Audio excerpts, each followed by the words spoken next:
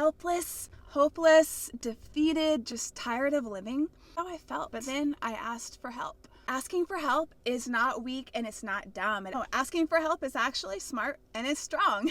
We're all on this earth together. This world can be such a tough place. You do not have to do it all on your own. And see, I used to think that independence was everything and I had to be independent and that's what made me important and that's what was smart and that's what was strong. But then I learned that interdependence is so much better. Exponentially better. And whenever I was 25, I almost died. That morning, I was like looking at the wall, just wondering what the point of life was anymore.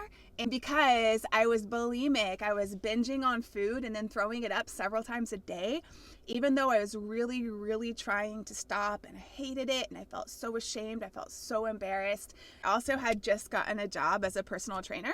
I couldn't stop binging and purging several times a day. I was looking at the wall, wondering what the point of life was anymore. And I went riding four-wheelers with my friends and I fell off of one and broke my back. And the doctor said that many people with that accident die or get paralyzed.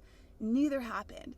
And I was at that point though, where I was just ready to make a change and I just didn't know how to. So what I ended up doing is that I asked my uncle for help with bulimia.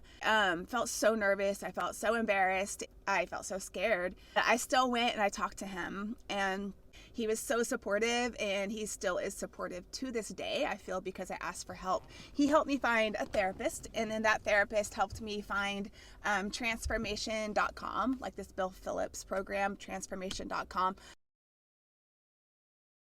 I talked about it in some of my other videos if you want to check that out. Found that and I found like support groups and 12-step groups and I became so comfortable with the idea of asking for help and it helped change my life like better than I could even ever imagine.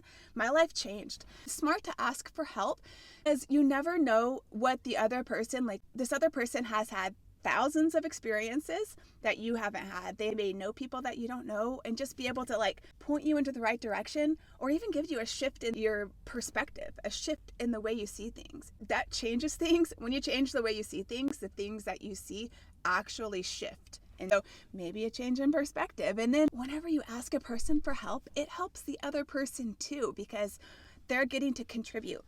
Contribution is a need of the soul. It feeds the soul, it nourishes the soul, and it strengthens the soul. So you're helping the other person. And just know there's no need for embarrassment and shame because whenever you get better, whenever you recover, whenever you figure out the solution, you can help other people do the same.